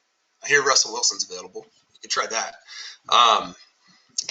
Otherwise, they need to look at next season. They might scrape into the playoffs. I got them going at 8-8, a bit ahead of the Bears, but this isn't the Packers of previous seasons. Okay, so you think time has passed them by already? It's bound to happen eventually. All right, wrapping up the North there, we've got the Vikings. My favorite offseason move for them, I guess I'll have to go with their first round pick, strong safety Felton. I assume that's probably the heir apparent to Harrison Smith. He's not quite as big a hitter, but he's got speed. He's got the raw potential to be a solid piece back there. Their key games, I think they've got a stretch in weeks 3 through 6 where they see the Titans, Desperados, Bears, and Packers. Winning record out of that stretch is essential. In fact, I dare say they really probably need to go 3-1 in that stretch to be a playoff team. Because in the back end of their schedule, they got teams like the Giants and Jags to deal with. So they're probably not closing the season hot. So I think that's a very important time for them right there. How do you beat them? You gotta always pay attention to Dalvin Cook. He's as good as any running back out there. And put some pressure on Bass at quarterback because he has proven he is prone to turn the ball over. Despite his speed and good arm, he's given the ball away a lot. What would it take for them to win the Super Bowl? Bass would have to cut his turnovers down by at least half to begin with and play at a level we previously haven't seen from him. So, whole NFC North is a big hot mess. It probably has been for a couple of seasons, even though Green Bay was, kind of on the up and up and causing a lot of problems. The honest answer here is that if I gave the Green Bay coach Minnesota's roster, probably a 12-win team. If I gave the Minnesota coach Green Bay's roster, probably a 6 or 7-win team. The difference is how these rosters are built. Because, like I said, when you have sketchy play at quarterback, you build a strong O-line, you find a way to work around it. And what Big Link has done here is he's got a quarterback. He's not amazing, but he might be able to get by. But he knows he has a badass X factor running back, right? And he knows he has Jefferson, who can be a consistent catcher for him. So he ensures that he has a pretty strong offensive line, relatively speaking. It's probably around an 80, 82 average. So that's enough to give his quarterback time. The other difference is with Green Bay, whereas you have a 77-speed quarterback and you're just bailing. You're out. You're gone. 60-some O-line. You have big problems. His quarterback's got some wheels. He can get to the corner if he times out back there. Then on defense, Danielle Hunter's going to bring heat all day long off the edge. There's not a lot to talk about when it comes to the linebackers, though. So stopping the run's a problem. The good news is his biggest problems are a team that doesn't have an offensive line and a team that's going to go auto for a couple games. So when you factor in all those benefits, what you end up with is another NFC North championship. It looks like 9-7 for the Vikings with a dub. Despite all that, yeah, I can see it. All right, moving on to the South there. We have our resident government operative running the Falcons these days. Their best offseason move. I don't really like anything about their draft. They got a slow-ass linebacker early and really nothing after that. So I'm going to have to go with the tight end they signed in free agency, Devin Asiasi. I'm not even sure how you're supposed to say that name. He's a solid player. It's a decent addition, and I actually rated better than Hayden Hurst, who's been their starter. So that's about it. As far as key games this season, I'm going to say the games versus the Saints are probably what they need to circle. The Saints made the playoffs last year. It seems weird to say, but they did. And are the Saints going to be better? They can be trying to come for that division now? I don't know. But the Falcons, need to keep them in check. Otherwise, who knows what's going to happen. How do you beat them? You got to deal with the demons they have at wide receiver and not let them get behind you. They have so much speed out there. Whereas Julio Jones, Danny Zoller, and is the afterthought as far as what you have to pay attention to. Between what you got 97 speed for both of them, Street and Waddle. Only the Chiefs can beat that. Also, you got to make sure Grady Jarrett doesn't repeatedly rape your QB. I say repeatedly because it's just flat out going to happen sometimes, whether you want it to or not. You just have to limit it. For them to win the Super Bowl, they would need a one last great season from, I think, Gurley to complement the speed they've got at wide receiver. Tons of Grady Jarrett, and they need their quarterback, Slizowski or however, to keep overachieving. Even though at 79 and he's got a superstar rating and that strong arm, he's really not so bad. Oh man, I even want to try to pronounce that name. Slizkowski. Yeah, we'll just go with that.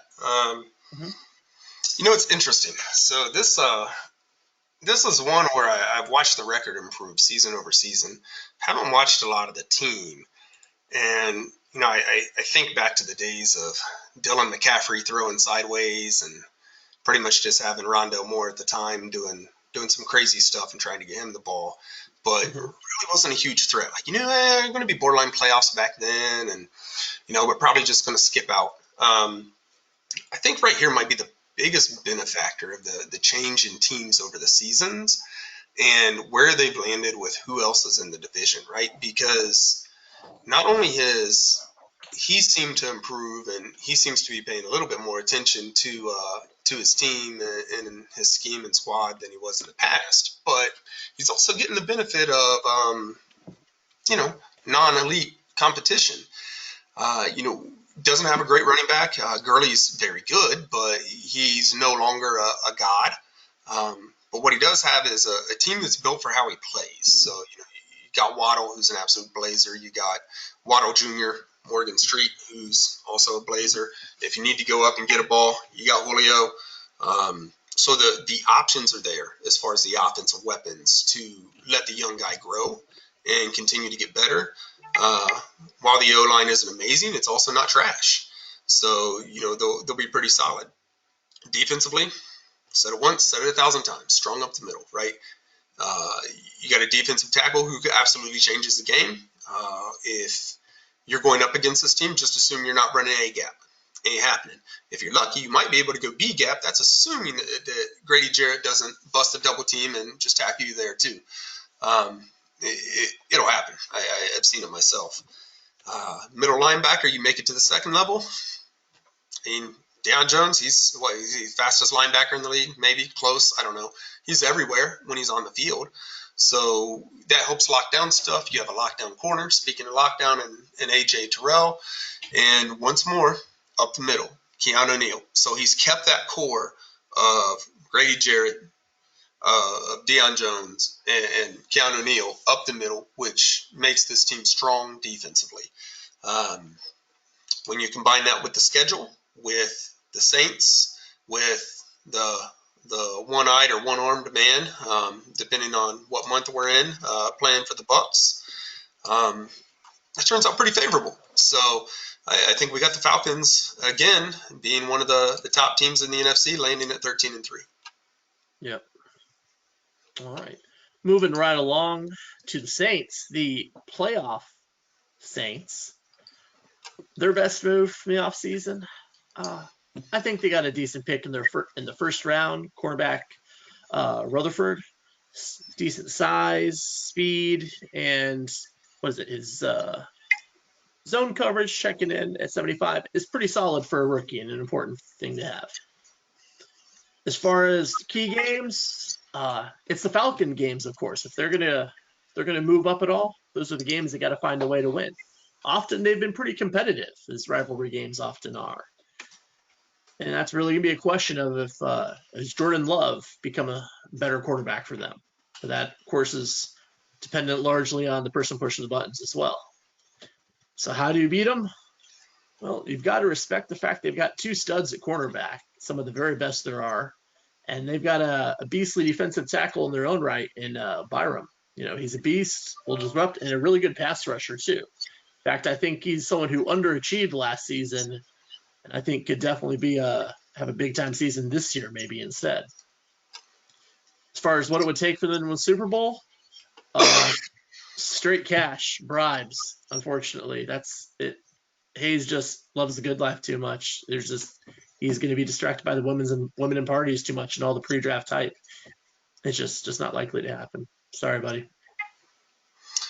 You know, this is an interesting test subject right here, right? We're gonna take what I consider to be the most badass offensive line in the league. Got a couple Hosses and Ramczyk and Armstead out there, and who else? Ruiz, McCoy, and you're going to try to run some. I mean, Jesus, are the free agent running backs better than these guys? Really? I mean, ooh, these are rough. 78, 74, 88 speed. What is going on with the running backs here, Hayes? Help me out, dude. Go sign some. There has to be somebody out there that can run behind this line. Anyway, so we're going to find out if a very suspect running back group can run behind a great O-line better than an amazing running back and run behind sorry O-lines. Not going to be able to really rely on Jordan Love as a standout quarterback. He's borderline got the throwing power. He has accuracy across the board, but I don't see him as the kind of guy that's going to put up 4,500 yards and 45 touchdowns. It's just not going to happen. It'd also be a little beneficial if they could pick up another tight end. I think the better play here in many cases is actually playing Bryson Hopkins instead of playing my UD boy Troutman. I think Hopkins has been underused and has actually been somebody that I had looked at as a secondary tight end on numerous occasions as a potential trade. Defensively, the man just sold out to make a badass secondary, which, I can't fault that, right? I mean, Lattimore Jackson, absolutely amazing. Chauncey Gardner-Johnson back there patrolling behind you, that's pretty solid. If you're going to do anything, if you're going to pick one of the three position groups to sell out for, defensive back is the way to go. I can't argue with that at all. So I guess what I'm saying is, stop me if you've heard this one before, if you've seen this show. We got the Vikings at 9-7. We got the Packers at 8-8. We have the Saints who are going to join the party at about 8-8. And we're heading into week 17 and everybody's walking around trying to do the math. Who's getting in? Who's getting the 7th spot? Who might be winning a division? I think we're in that spot again. 8-8 for the Saints, and we're going to be going to tiebreakers to figure out who's going to the playoffs. Yep, I can see that for sure. All right, wrapping up the South, the Buccaneers. Their best offseason move, I think they had a good value in the draft, at least, in their first 2 round picks, getting a couple of tackles in Tune and Cook, guys that would both start for the Titans and Packers and instantly upgrade their offensive line. But I think picking up running back Harris from the Raiders gives them an upgrade over what they have. He's only 26, so he could develop a little further. I think that was also a solid move. As far as their key games, I guess it's got to be the division games. They're definitely a notch below the other, the Saints and the Falcons right now. They've got to make some headway in the division to be able to move up to really prioritize the playoffs or anything beyond that. How do you beat them? Get in their blind spot. Too soon? But seriously, though, you got to respect the stars they have like Vita Vea, Devin White, and Godwin. Those are some legit studs who could turn a game. What will it take for them to win the Super Bowl? They will need the actual Tom Brady to come in and lead the offense, like real Tom Brady.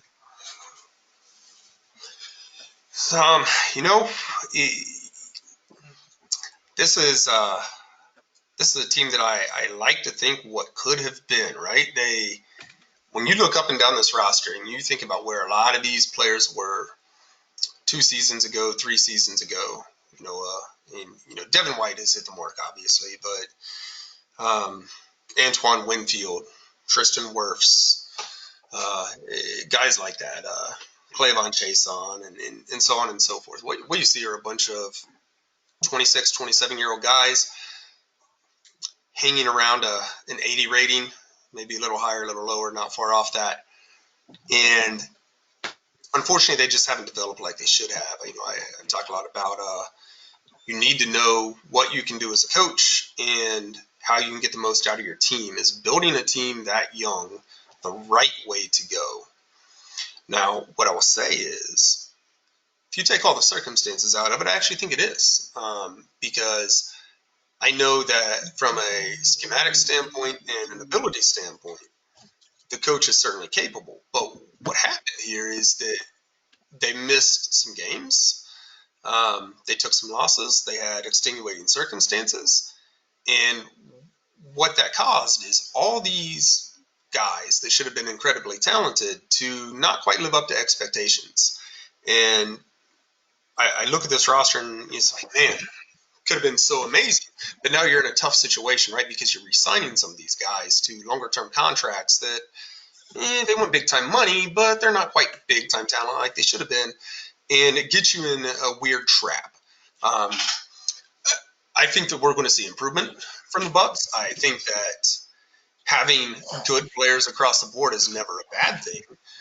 There certainly aren't glaring weaknesses, and we've talked about being strong up the middle. We got Devin White, and you got Winfield, and who's the other fella? Blair back there. Yeah. So they're strong in the areas you need to be strong in, and I think you're going to see improvement.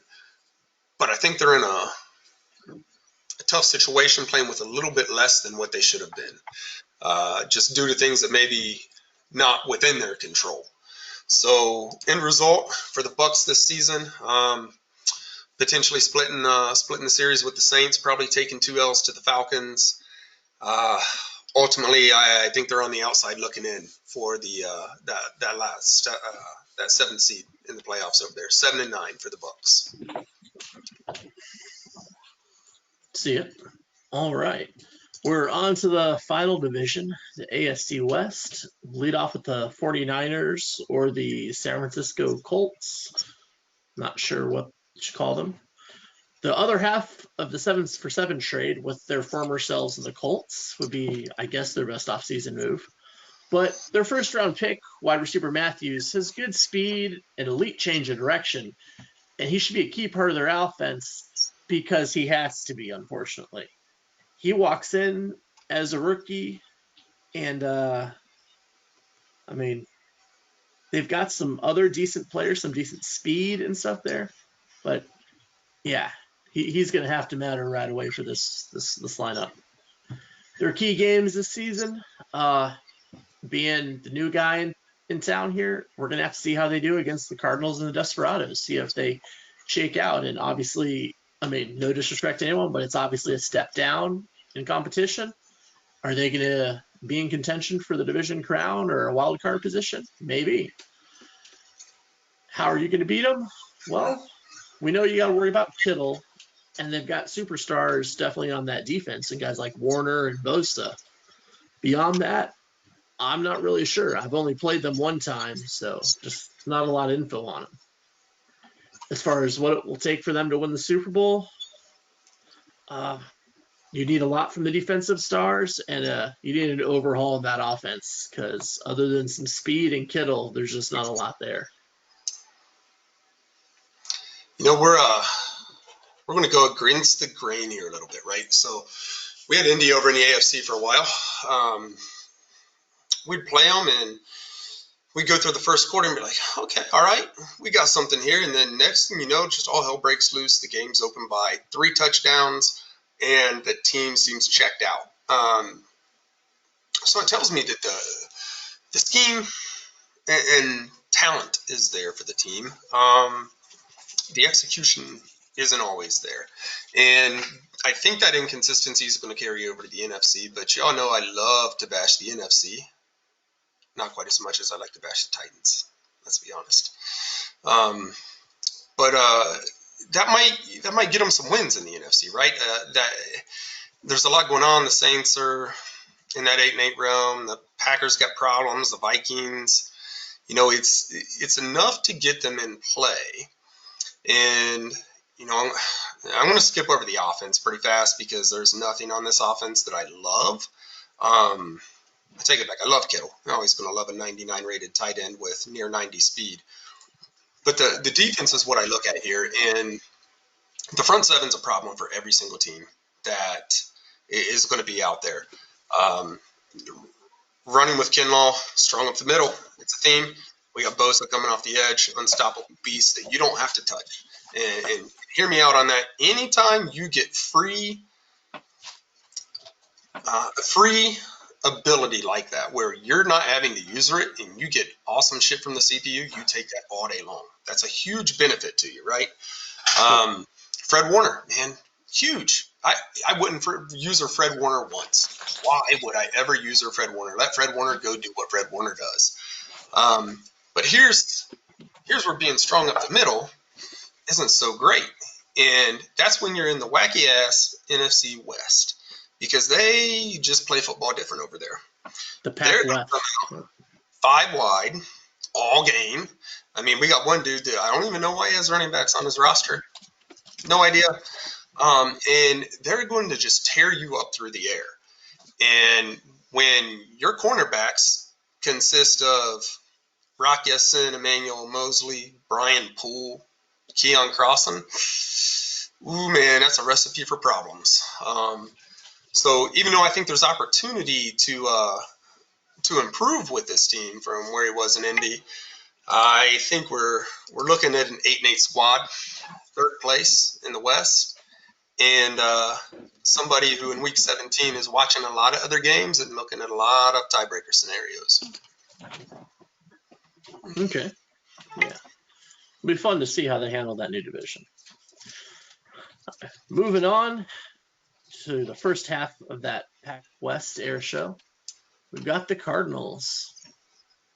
What I like is their best offseason move was, I think, their first-round pick, linebacker Meredith.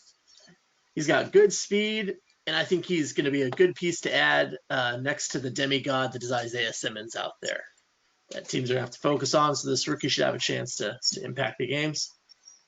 Their key games, they've got 6 user games in a row, weeks 7 through 12, with the Bears, Desperados, 49ers, Dolphins, Vikings, and 49ers. Those are all winnable for them. There's not a game in there you look and see, well, that's an automatic L. They should be in all of those. If they can sweep that, then they take the division and are in really good playoff position. How do you beat them? You got to stay away from Simmons. That's the first, second, and third most important thing you must do. Also, Budda Baker kind of matters and deserves to be mentioned because he is one of my favorite names in the history of football. As far as what it would take for them to win the Super Bowl, you would need Chuba Howard and Murray running wild, Isaiah Simmons doing everything all the time, and somebody else in that defense other than Budda Baker stepping up and making some plays and picking off some passes.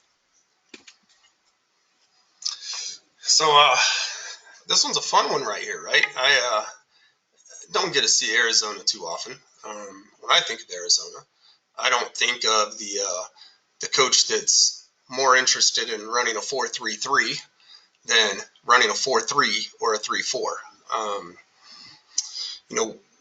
What I want to see here is I want 17 weeks plus the playoffs from the coach.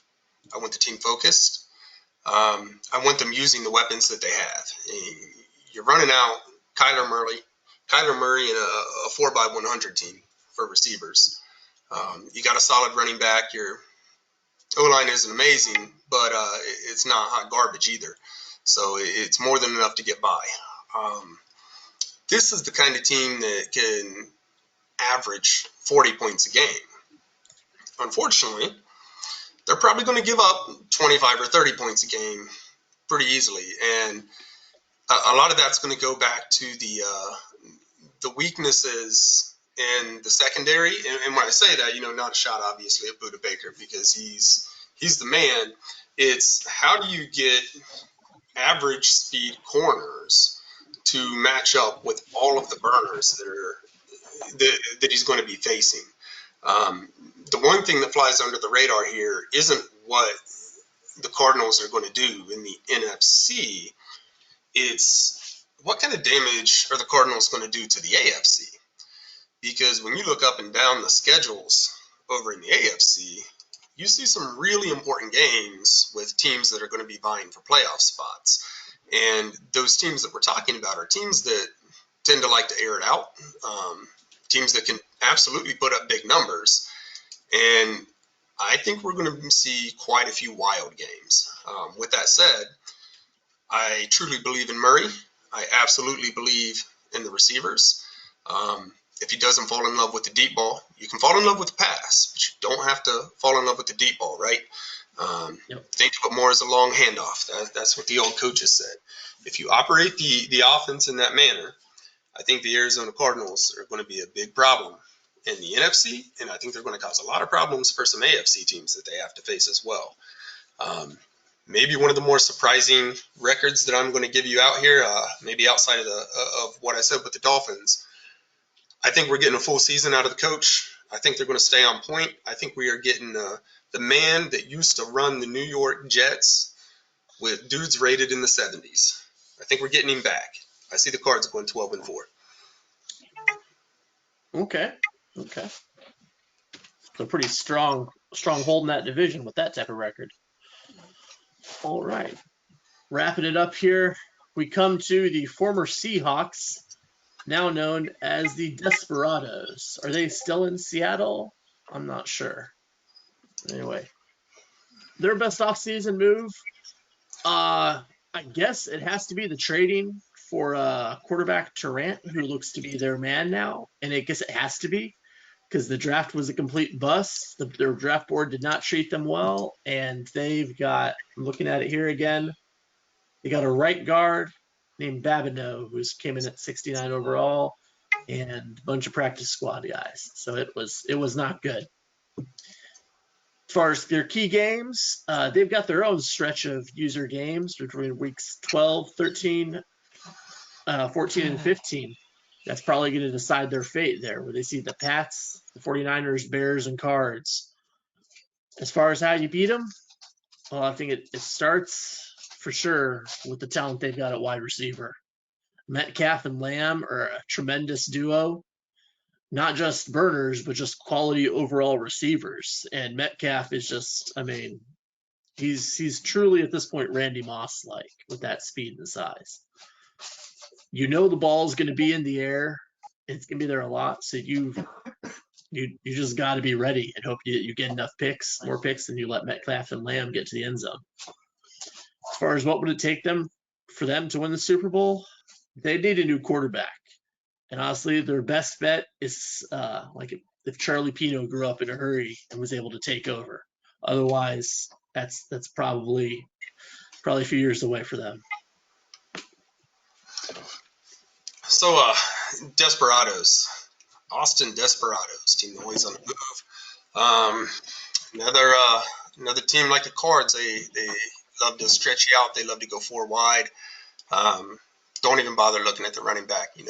Though admittedly, I watched him run a 50-yard touchdown the other day. So maybe things are changing. The offense is going to. Was that Charlie playing? Maybe. Hey, it might have been. Young man, he knows how to run the inside zone pretty well. But the team's loaded. The receivers are stacked, and DK Metcalf, he can change a game for you. And coach there absolutely knows how to use them. But the issue is obviously going to be the quarterback. It's really tough to get by when you're dealing with somebody as low rated potentially as Ricky Tarrant. I don't see a situation where Newman comes in and plays. I think the smart move is to ride Tarrant. Or maybe the answer is to trade for Russell Wilson. I heard he's available, looking for a new home. So you may want to look at him. Offensive line is solid. The offense is going to put up numbers. It might come at the expense of a couple turnovers that they don't really want to have. But I think unlike the Cards, who are likely to give up a lot of points, they may get 12 wins, but they're going to give up some points. You're going to score on them. You're going to have some fun in those games. You're going to see some shootouts. The Desperados can actually play a little bit of defense. And I know it's something that the coach has been putting in a lot of work on the scheme, trying to improve themselves, understand, what they're doing wrong, how they can change, how they can get better. And, he has some talent on the roster with guys like Jordan Brooks on the outside, got a, consistent defensive line, no superstars like you see a lot of teams have, but they're strong players across the board. And then the one thing he has, the one thing that is going to help him stand out specifically in the NFC West and with his out of conference or out of division schedule is very, very strong and fast at cornerback. He can put 5, even 6 defensive backs on the field that most other teams can't match as far as top to bottom. And I think that's going to pay off big time and keep him in a lot of games that he'd otherwise be struggling with. I think what we're looking at here is a second place squad in the NFC West. I think they're going to get to 10 wins. I think it's 10-6 for the Desperados. I can see it. That's a good point about their cornerbacks, that their nickel is better than the number one for a lot of teams. That's true. All right. Well, that pretty much wraps everything I got there. I know you had your records as far as at this point right now, who I'm placing as my Super Bowl favorites. Obviously, it's a bit of a cop-out and easy, but I think your AFC Championship game, I think you see the Bills and Jags once again until they prove me otherwise. I got to like Jacksonville making it back to the Super Bowl. And I'm in the NFC, I'm standing by my pick of the Giants getting there. And I think in that game, they'll see the football team for the 3rd time that season. And in that game, I think the football team's got enough to take them out, and that we see a rematch of last year's Super Bowl and hopefully another defensive battle. Interesting. So here's where we have a little bit of storyline. Browns have struggled this season. We've taken losses to the Redskins, the football team. We've got our ass beat by the Bills. We lost the coin flip challenge against the Titans, and the Jags have had our number. So it's going to be a tough road for the Browns. I'm hoping for good things, certainly. So we'll start with the NFC, and even with a developing quarterback, I think schematically, strongest team over there is football team. We're going to see them back in the championship. I think working backwards, the last team they're going to see on their way is the Cards. I think the Cards are going to shock the Falcons along the way, the way my rankings work out, trying to stick with that. So we're going to get a Cards-Falcons showdown. Cards are going to come out on top. They're going to be super hyped going into that championship game, and then reality sets in when they run into a really solid scheme with football team. Giants will pull off a first-round victory, but unfortunately they're going to just take their 3rd loss of the season to the football team. In the AFC, we got the Jags 16-0, unstoppable beast. We got the Bills 13-3 doing what they do. I got a Chargers redemption story. Number 1, they're going to have the tiebreaker, end up in the 3rd seed or end up at 13-3. And Chiefs also 13-3. Unfortunately, I think they lose the tiebreaker, and they're facing the number 4 seed Browns in the first round. As we move through the playoffs, Jaguars obviously get the bye. The Browns are hopefully going to take care of the Chiefs. We got the Chargers with their victory, and we got the Bills over the Bengals. It's pretty much chalk, which that means we have the Browns and the Jaguars. So last version, the first championship went to the Browns. The last championship went to the Browns. The Browns were the alpha. The Browns were the omega. The last team to beat the Jaguars were the Browns. The next team to beat the Jaguars is going to be the Browns. We will advance over the Jaguars in the second round of the playoffs, and we will be looking at the Bills, the team that's eliminated us 3 times. It's a redemption story. We're back focused. We'll take out the Bills. We're heading to the Super Bowl. When we get to the Super Bowl, there's a team over there that's beat us a few times this year. We're taking home the trophy. I got the Browns over the football team winning the championship. That's what's up. Mm-hmm. Okay, all kinds of bulletin boards out there. I like it. Nice. But yeah, I could definitely see it playing out. The Cards fall the right way. That's good stuff. But that's about all I got, man. I just want to thank you, Mike, for taking the time to put in some work and spend the time here, man. It's a lot of fun. This is probably the highlight of my week so far, for sure.